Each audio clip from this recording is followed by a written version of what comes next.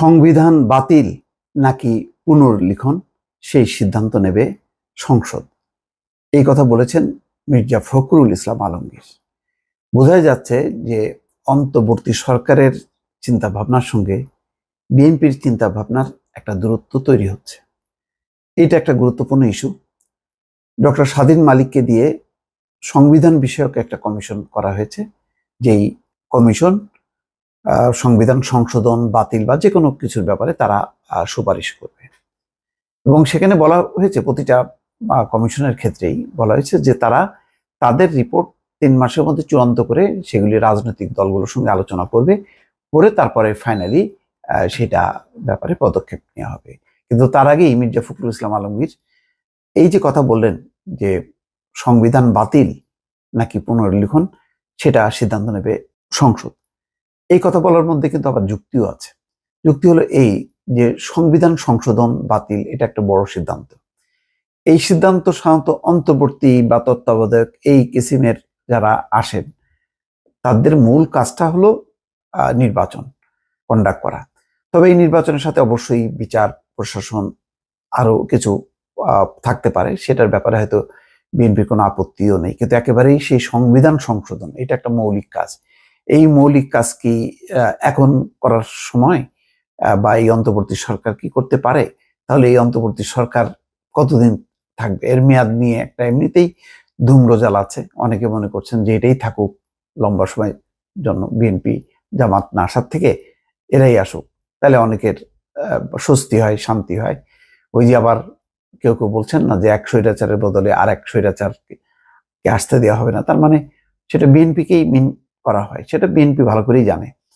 তো সেই কারণেই এক ধরনের অস্বস্তি, এবং সেই অস্বস্তি হবার মূল কারণ হচ্ছে অন্তর্বর্তী সরকার এখন পর্যন্ত ঠিক তার মেয়াদটা পরিষ্কার করছেন না।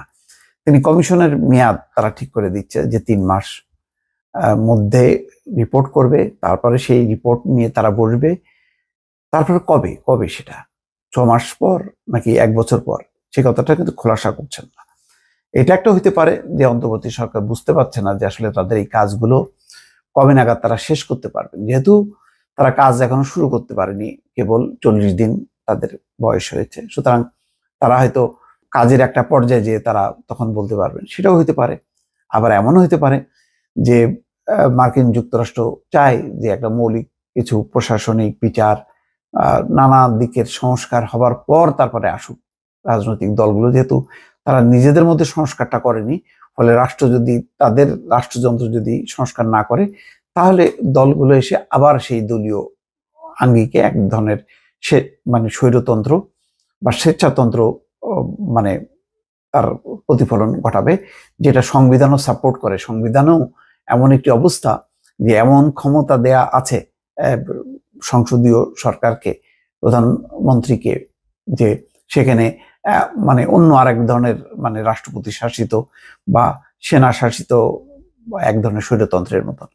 সুতরাং তারাও চায় যে একটা সংস্কার হোক। এর মধ্যে যেহেতু রাজনৈতিক সংস্কারের কাজটা রাজনৈতিক দলগুলো শুরু করেছে এমন কোনো খবর নেই, সব মিলিয়ে একটা ধোঁয়াশা অবস্থা। এবং পুরো পরিস্থিতিটা যে খুব সৌহার্দ্যমূলক সেটা বলা যাবে না, যদিও মুখে মুখে বিএনপি জামাত সবাই বলছে যে এই সরকারকে তারা সাপোর্ট দিতে চায়, এই সরকার ভালো কাজ করছে, তারা সর্বাত্মক সহযোগিতা করার জন্য তাদের দলের বিভিন্ন পর্যায়ে তারা নির্দেশ দিচ্ছে।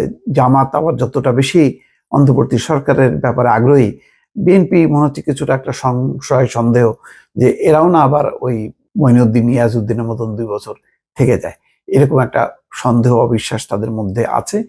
তবে আমার ধারণা যে অন্তর্বর্তী সরকারেরও একটা সময় হয়ে আসছে, তাদের একটা সময়সীমা রেখে কাজ করা ভালো।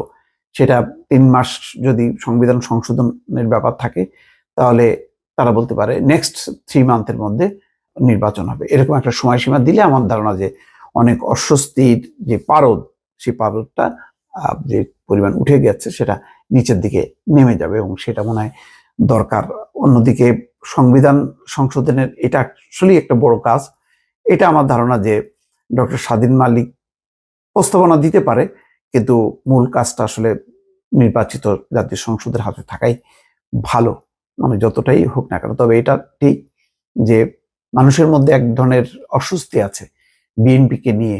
বড় রাজনৈতিক দল তারা নিজেদের সংশোধনের জন্য অনেক রকম কথা বলছে, এটাও ঠিক যে 2 মেয়াদের বেশি কেউ প্রধানমন্ত্রী থাকতে পারবে না, সরকার হবে জাতীয় সরকার, সবই বলছে, কিন্তু তাদের ভেতরে আভ্যন্তরীণ গণতন্ত্রের চর্চাটা দরকার।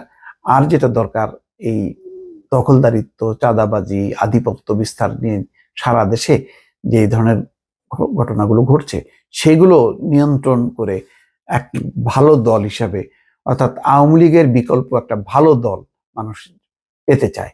সেই দলটা বিএনপি সেই তার মতন করে সেই গোছায় উঠতে পারেনি। ফলে এক ধরনের রাজনৈতিক অস্থিরতা, অচলাবস্থা আছে।